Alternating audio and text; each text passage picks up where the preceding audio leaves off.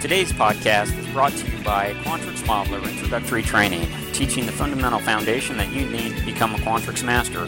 Go to quantrixauthority.com to learn more. Show me how you do Quantrix. Hey, welcome back to another Netcast. I'm Rich Lopez, Quantrix Authority. Sincerely appreciate you joining me today for episode number 231, where I'm going to show you how to spread values across time using Sumproduct. This is really in relation to the episode that I showed you in episode 230, where we spread values across time using the flying key example. If you're a master of Sumproduct, which I hope you are, because Sumproduct is an awesome function. It's kind of the function that rules all other functions in that lesser program, also known as Excel.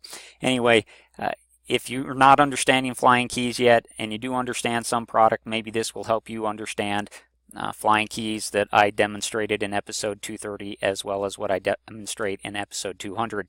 So again, I have this model where we want to take the monthly salary expense, and we want to distribute it across each of these monthly values based off of the start dates and the end dates, and based also off of the department.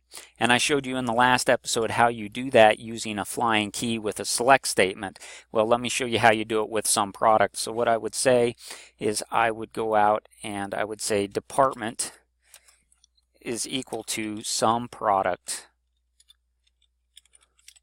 And Sumproduct, I'd put another open paren there, and I'd say, well, Sumproduct matrix 1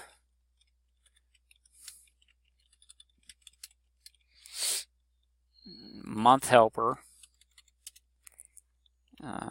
is greater than or equal to this start date here.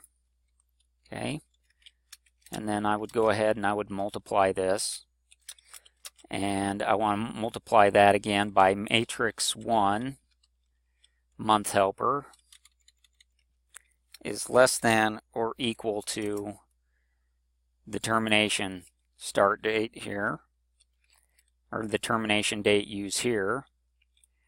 And what values do I want to bring back? I would simply put comma here and then put my salary, and I'd close out my Sumproduct like that. And you can see that it's given me a bunch of values. If I go ahead and I comment out this one, it's not exactly right, and what I'm missing is I still have to throw my using as, and I can say using my department here as my department up here.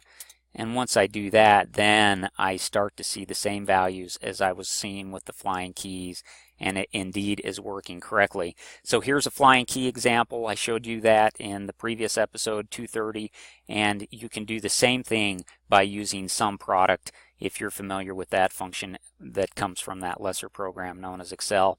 Anyway, I think Sumproduct's awesome. I also think flying keys are awesome. And of course, I don't think Quantrix is awesome. And I hope that you will join me again for another episode of Quantrix Authority. And I hope that you will reach out to me with any questions you have about Quantrix, because I want to make you a Quantrix master.